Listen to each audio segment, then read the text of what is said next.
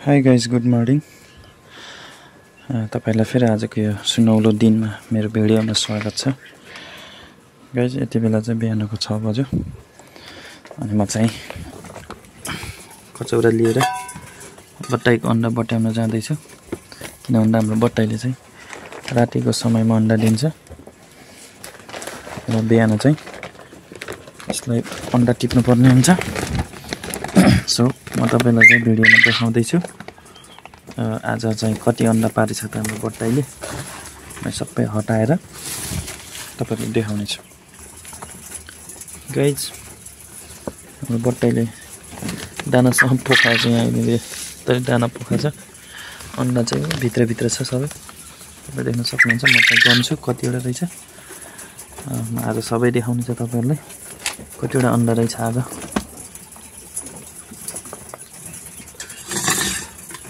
2 4 5 यहाँनिर पनि छ कुनामा। यहाँ रहेछ 3टा। भाइ फुस्क्यो। 2 4 5 6 7 सँग 8वटा सबै यहाँ तल आएर बसेको हुन्छ गुड्दै। ओ माई गड।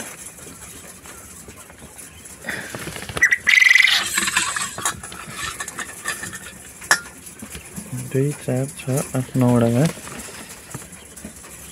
यहाँ तल जम्मा भएर बसेपछि गुड्दै यता अगाडि आउँछ। 10 कति अन्डा पुगेछ।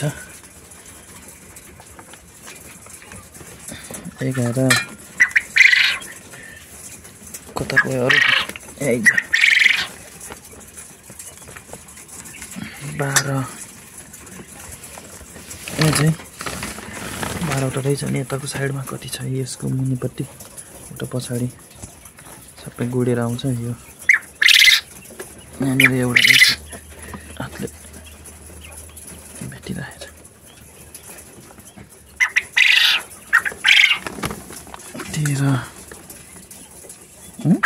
13वटा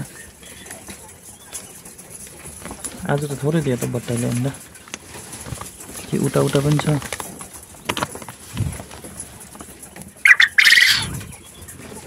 आज चाहिँ 13वटा मात्रै छ। हेरौँ अझै कति हुन्छ। सबै हेरेपछि तपाईलाई देखाउँछु। गाइस अहिले चाहिँ यति नै रहेछ 13वटा। अहिले पछि बिहान पकाउने पार्छ होला सायद। आजलाई चाहिँ यति नै रहेछ। अब यिनीलाई म ढाकिदिन्छु। यो अन्डालाई यता राखिदिन्छु। यसलाई चिसो लाग्छ नि त त्यही भएर तातो गराइराख्नु पर्ने हुन्छ। यहाँ चाहिँ छ अर्को। आज चाहिँ ठ्याक्कै 21 दिनको भयो यो बट्टाई। अझ 102वटा छ। अब ठुलो हुँदै गएको छ। ठाउँ साँगुरो छ यिनीहरूको लागि। यिनीहरूले चाहिँ तल झार्नु पर्ला अलिकताले। यो चाहिँ मैले मासुको लागि दिन्छु। भालेहरू पोथीहरू फुल पार्नलाई राख्ने। तलको खोप कराइराखेछ।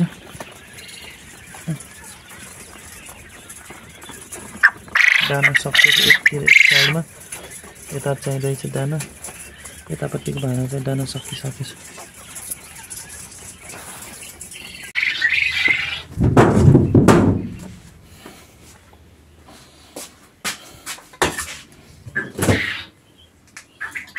हिजोको फुल यहाँनिर छ अन्डा। यो हिजोको चाहिँ आजको।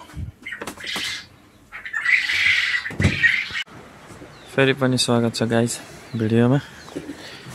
सायद आज घाम निक्लिन्न। जाडो छ यता त। हुस्सु नै त लागेको छैन। घाम निक्लिँदै रहेछ अलि। म यहाँबाट देखाउँछु। यहाँ रातो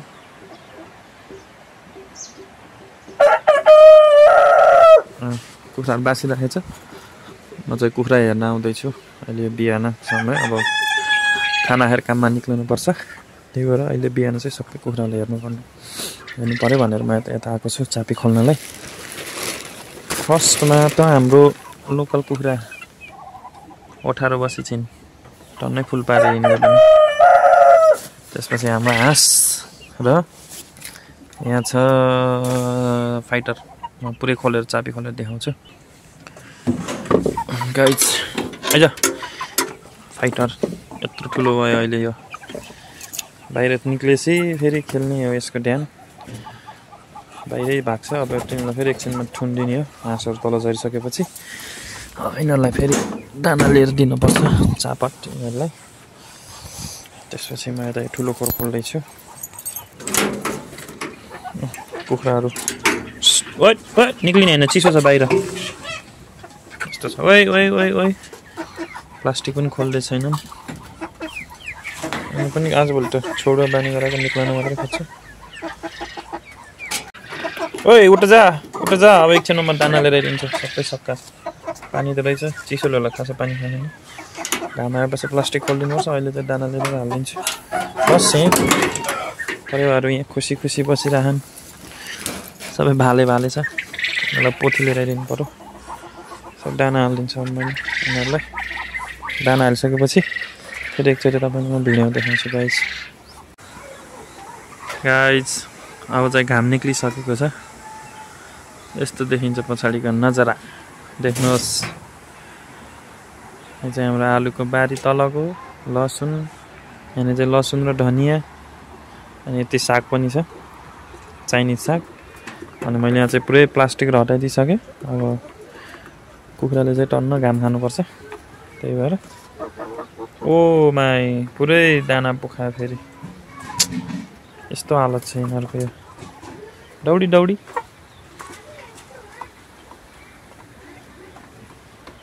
घाँस चाहिँ यहाँनिर छ घाँस चाहिँ यहाँ तपाईँलाई परेवा देखाउँछु। धेरै भयो यो परेवा नहेरेको मैले। यिनीहरूको काटिदिएको पखेटाहरू लगभग अब झरेर भ्याइन थालिसक्यो। ए सबै नयाँ पखेटाहरू आइसकेको छ। अब उड्छ फेरि। यिनीहरूको लागि चाहिँ 3टा जोडी लिएर आउनु छ अझै। सबै भाले छ यो पोथी लिएर आउनु छ। यहाँनिर जुली सुटिरहेको छन्। अब यो पनि खोलिदिनु पऱ्यो घाम आयो अब।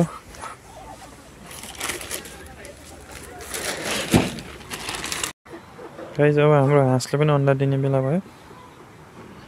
यो भाले चाहिँ लागिराखेको छ।